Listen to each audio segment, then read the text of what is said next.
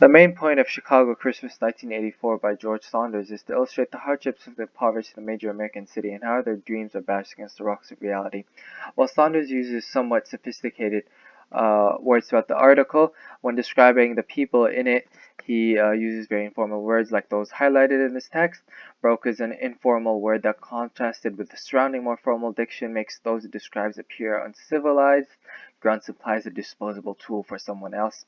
This diction portrays how the poor people's means make them appear to others.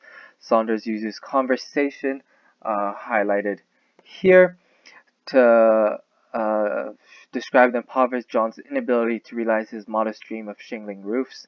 Conversation captures the reader's attention by making the reader feel they are in the scene. Conversation of when John's co-workers and boss say, "You're so full of shit, your roof like my mother," the reader feels as if the insults are hurled at them and glimpse John's struggles. Saunders writes in a first-person point of view based on his use of first-person pronouns and past tense to recall events about others. The first-person point of view describing others implies that Saunders is a neutral third party, objectively observing the events between John and their co-workers and boss. However, he paints John as a hard-working protagonist and the others as the antagonist. This is clearly the result of the author's bias, not the reality that John is good and the others are bad. Based on the last sentence of the article highlighted here, we can see how the author describes John as an honest man and the others as jerks that cheated John out of Christmas. Further evidence is the knowledge of the intimate relationship that develops between the author and John, but no mention of a positive relationship with the others. Now, this could be because of Saunders' articles about hardships of the impoverished, and readers would gain nothing by knowing about the others. However, Saunders completely ignores mentioning the perspectives of the others, so the reader has no knowledge about whether Saunders knows both sides' perspectives. Having many friends and family living in Chicago, some who escaped poverty themselves, I knew instantly once I became aware of the purpose of this article that I had certain opinions on the topic, and confirmation bias would affect how I interpreted it. My previous opinion on the topic was opposite to what appeared to be the opinion of the author. Consequently, I was skeptical of the author's portrayal.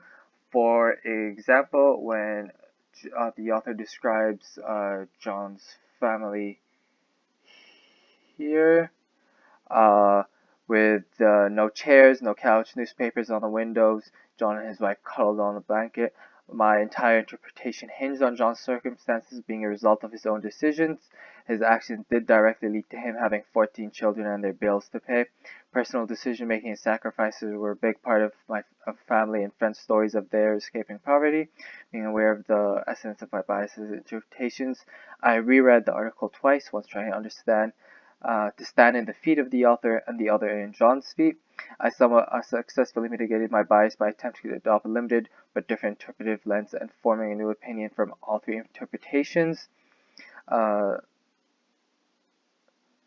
main message of the article and some of the biases imprinted in the article became cleared up upon learning of the author's context. I was better able to understand Saunders' interpretation of the events described in the last sentence of the article right here, highlighted here. Knowing that Saunders experienced many ailments that were out of his decision making and either the result of bad luck or other people's decisions in his career before being a writer, setbacks resulting